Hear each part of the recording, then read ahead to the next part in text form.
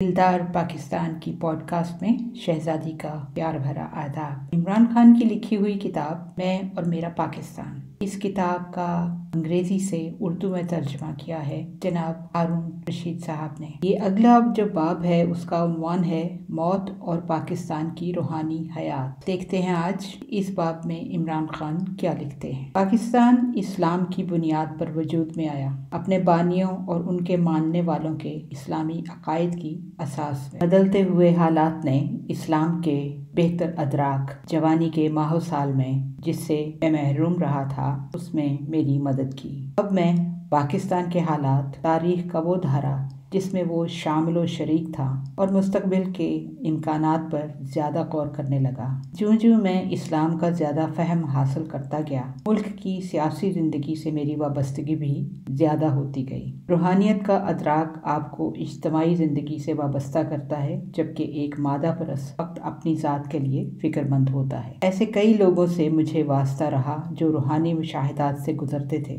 मेरे ख़ानदान के कई बुजुर्ग, मेरी वालदा उस वक्त रूहानियत की तरफ ज़्यादा मुतवज्जो होने लगी जब मेरी उम्र 10 बरस थी। साहिवाल से ताल्लुक़ रखने वाली एक सूफ़ी खातून से उनकी और मेरी खाला की मुलाकात हुई और वो पाबंदी से वहाँ जाने लगी। पाकिस्तान में रूहानी पेशवा और पीर बहुत हैं। लाखों लोग मजहबी मामलात के अलावा अफलास और बीमारी में उनसे रुजू करते हैं। मेरी वालदा मुझे मज़हब की तरगीब देती। मेरे साथ उनके ताल्लुक़ की नौइयत इससे कदरे मुख्तलिफ थी जो मेरी अपने बच्चों के साथ है। वो मेरी ज़िंदगी पर असरअंदाज होने वाले समाजी और सकाफ़ती असरात से बेखबर थी। जानता हूँ कि एक मगरबी मुआशरे में मुसलमान के तौर पर परवान चढ़ने के क्या माने हैं। मेरे वालिद भी मजहबी थे, लेकिन ज़रा मुख्तलिफ अंदाज में। बरे सग़ीर के अजीम सूफिया के वो बेहद कायल थे और उनकी तकरीम करते, मगर वो अल्लाह ताला से बराह रास्त ताल्लुक़ पर यकीन रखते थे। मेरी वालदा और खाला की तरह वो इस बात पे रूहानी पेशवा से रहनुमाई की ज़रूरत महसूस न करते थे। 14 साल की उम्र में मुझे अपने पहले रूहानी तजुर्बे से वास्ता पड़ा, जब मैं अल्लाह और मज़हब के बारे में तशकीक का शिकार था। मेरी वालदा की रूहानी पेशवा पहली और आखिरी बार हमारे घर आई। मेरी वालदा बहुत पुरजोश थीं। वो मुझे इनके पास ले गईं कि वो मेरे लिए दुआ करें और रहनुमाई भी।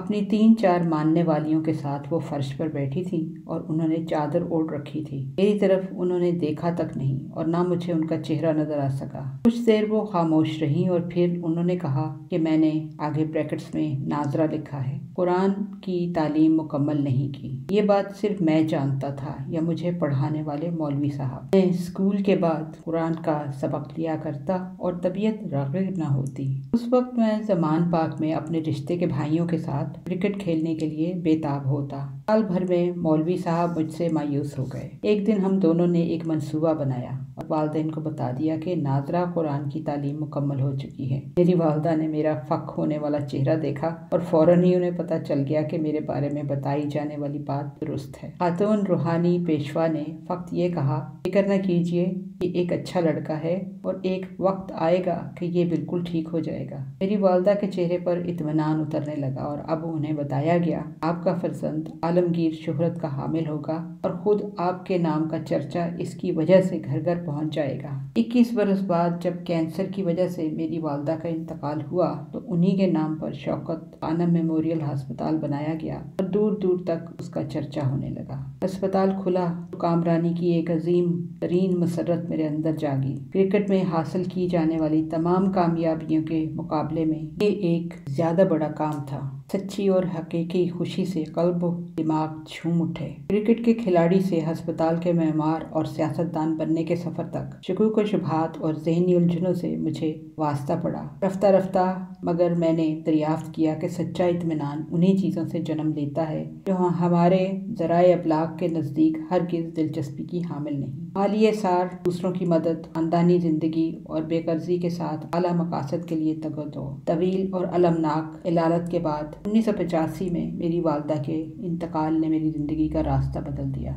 बेबसी के एक हौलनाक एहसास ने जिंदगी को एक नया मोड़ दिया। रंज और दुख से निजात के लिए अब एक नई राह दरकार थी। वालदा के कैंसर में मुब्तला होने का इल्म मुझे 1984 में हुआ। टेलीफोन पर जब मेरी बहन अलीमा ने मुझसे राब्ता किया और बताया कि जो चीज़ मैदे का जख्म समझी गई दरअसल वो कैंसर है। मैं उस वक्त लंदन में था और मेरी पिंडली की चोट मुंदमिल हो रही थी। इलाज के लिए वालदा को लंदन लेकर आया, लेकिन सितंबर में जब तक हम उन्हें घर ले जाते बीमारी जिगर तक फैल चुकी थी। उनके आखिरी 6 हफ्ते बहुत ही दर्दनाक थे और याद आते हैं तो आज भी मैं कोशिश करता हूँ कि अपने जहन में उन्हें उजागर न होने दूँ। लाचार होने की दर्दनाक कैफियत में मैं अल्लाह से दुआ मांगता, या रब मेरी माँ की मदद कर। खानदान के दूसरे लोग भी यही कर रहे थे। मैं इतना परेशान था कि एक रूहानी मौलज को घर लाया जो बिल्कुल जालसाज साबित हुआ। उन दिनों मुझे ये भी अंदाजा हुआ कि मुल्क में पीरों, रूहानी मौलजों और जालसाजों की एक पूरी सनत मौजूद है। वालदा की वफात के चंद माह तक मैं अल्लाह को बिल्कुल ही भूला रहा,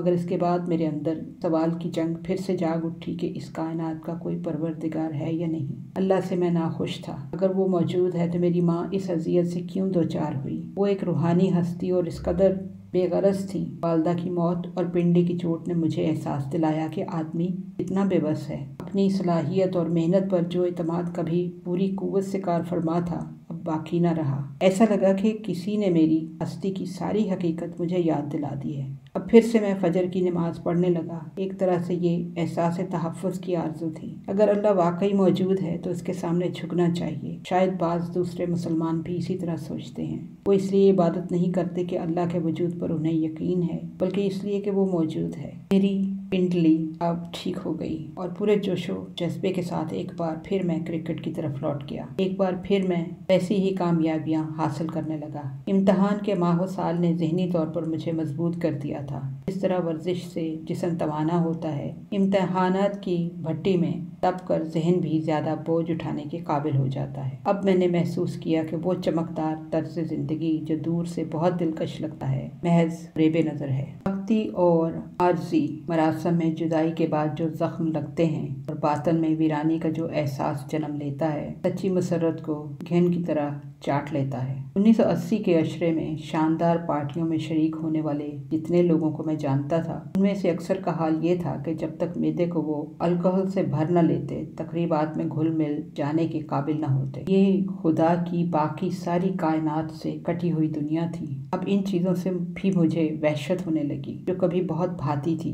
इन लोगों से मेरी राहो रस्म थी। वो महंगे रेस्टोरानों में मशहूर कंपनियों के कीमती मलबूसात, साहिलों और कश्तियों पर छुट्टियां मनाने वाले हॉलीवुड के अंदाज जिंदगी के आदी थे। मगर अब नाइट क्लबों और पार्टियों ही से नहीं, घर से बाहर खाना खाने से भी मुझे वहशत होने लगी। मैं घर पे खाना खाने लगा। जिंदगी का अंदाज बदला तो मुझे मालूम हुआ कि फितरी मसरत और तलाश की जाने वाली खुशी में फ़र्क क्या है। लज्जत को मैंने खुशी का मुतबादल समझ लिया था, जिसका नतीजा आखिरकार मनफी होता है। जिंदगी में कितने ही लोगों को मैंने लज्जत तलबी, बादानोशी और मुंशियात के हाथों अपनी जिंदगी बर्बाद करते देखा। गुलकारी, फिल्म और खेल के कितने सितारों को। मेरी जिंदगी इस फिसलन में उतर कर बर्बाद हो गई होती कि जब इस दुनिया को मैंने दरियाफ्त किया तो मेरी उम्र सिर्फ 18 साल थी। जिनसी आवारगी, मंशियात और रॉक एंड रोल के इनकलाब का ज़माना। जिस चीज़ ने मुझे तबाही से बचा लिया वो क्रिकेट थी।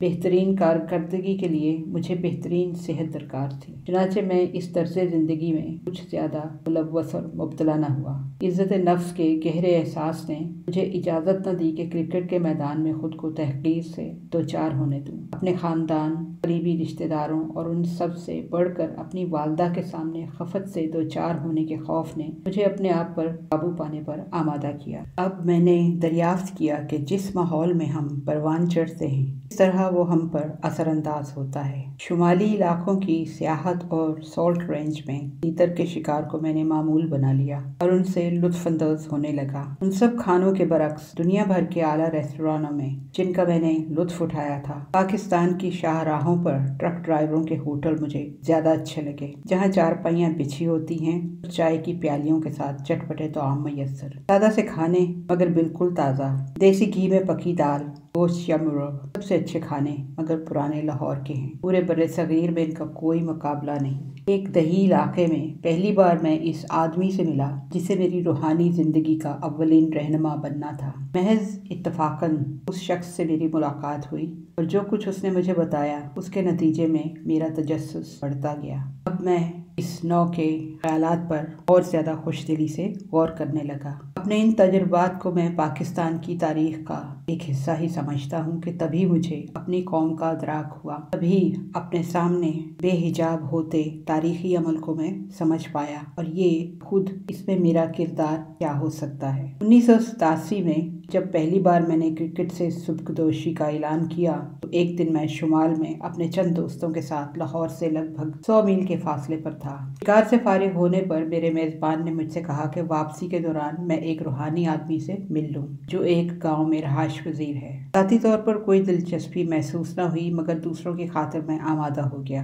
बाबा चाला नाम का ये आदमी भारतीय सरहद से चंद मील इधर मुकीम था। मुतमईन चेहरे और छोटे कद के साथ वो चुपती आंखों वाला शख्स। वो न जानता था कि मैं कौन हूँ। गांव के किसी घर में टेलीविजन न था। मज़ीद ये कि वो ऐसा शख्स नजर न आता था जिसे क्रिकेट से दिलचस्पी हो। मेरी सुबकदोशी के बारे में यकीनन उसने कुछ न सुना था, अगरचे अखबारात और टीवी में उसका चर्चा था। मेरे मेज़बान ने उससे पूछा कि क्रिकेट के बाद मैं क्या करूं। उस शख्स ने मेरी तरफ देखा और कहा कि अभी क्रिकेट इससे तरक नहीं की। सब ने उससे कहा कि मैंने वाकई क्रिकेट छोड़ दी है और वापसी का हरगिज़ कोई इरादा नहीं। उसका जवाब ये था, अल्लाह की मर्जी यही है कि अभी तुम खेलते रहो। उसने मुझे ये भी बताया कि मेरी कितनी बहनें हैं और उनके नाम क्या हैं। फिर वो मेरे दोस्त मोहम्मद सदीक की तरफ मुतवज्जो हुआ और कहा कि इसके साथ धोखा होगा, लिहाजा वो कारोबार में लगी अपनी रकम वापस ले ले और ये बिलाखिर मामलात ठीक हो जाएंगे। मोहम्मद सदीक को ये बताकर उसने बिल्कुल शशदर कर दिया कि कितनी रकम की उसने सरमायाकारी कर रखी है। हम वहाँ से हैरान वापस आए और इस बारे में बहस करते रहे कि मेरी बहनों के नाम उसे किसने बताए होंगे। जिस चीज़ ने सबसे ज़्यादा परेशान किया वो ये थी कि कारोबार में लगी सदीक की रकम के बारे में उसके पास मुकम्मल तरीन मालूमात कैसे आईं। चंद माह बाद इस्लामाबाद के एक इशाइये में जनरल मोहम्मद ज़ियाउल हक ने मुझसे दरख्वास्त की कि मैं सुबकदोशी का फैसला वापस ले लूँ, फिर से क्रिकेट टीम की क़यादत करूं। मैं चंद माह बाद वेस्ट इंडीज़ में क्रिकेट खेल रहा था और मोहम्मद सिद्दीक के कारोबार में बिल्कुल वही कुछ हुआ बाबा चाला ने जिसकी पेशगोई की थी। दूर दराज गाँव में बैठे इस आदमी को इन चीज़ों का इल्म इदराक कैसे हुआ। मैं इस बारे में सोचता रहा। मुझे अपनी वालदा की रूहानी रहनुमा का ख्याल भी आता रहा जिसने बताया था कि मैंने कुरान करीम की तालीम मुकम्मल नहीं की थी। आज की पॉडकास्ट यहाँ पर रोकते हैं। इतनी सादगी और सच्चाई से लिखी हुई इमरान खान की ज़िंदगी की कहानी और उनके तजुर्बात, उम्मीद है आप भी उतना ही एंजॉय कर रहे होंगे जितना लुत्फ़ मुझे आ रहा है। हमारा ईमेल एड्रेस है dildarpakistan@hotmail.com। Until next time, take care. God bless. Allah Hafiz.